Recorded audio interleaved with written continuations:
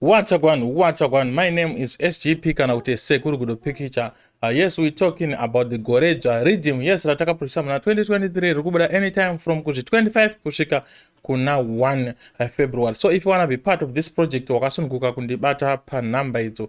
Takaenda toba tatogadzirisa madhiracho. Anyway, Goredzva Riddim ndo zita Riddim. Of course, ndinokugara ndichikubudza kuti azviite kuti Jazzman atengese mbanje dzaasingapute. Unoziva sei kuti uri kutengesera vanhu high grade kana kuti uri kutengesa zvikudodo. So anyway, SGP varipo pa Riddim ipapa varegai tinzwe kuti zviri kufamba.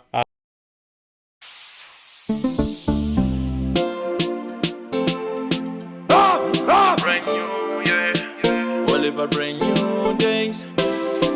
Chilombo changa chichispaka, spaka. Notoguma zvaku sota. Gore rinotanga richipromisa. Mikana yakawanda uchipromiswa. Erozo pedzisira nekutsamwisa. Kuti kana suicide unokomisa. Goredzva. Ndiro randangandamirira. Rimwe Goredzva. Upenyu unenge uchifamba. Goredzva. Ndiro ramandamamirira. Rimwe Goredzva. Nguva inenge ichifamba. Kune vamwe rinotanga rakabaka.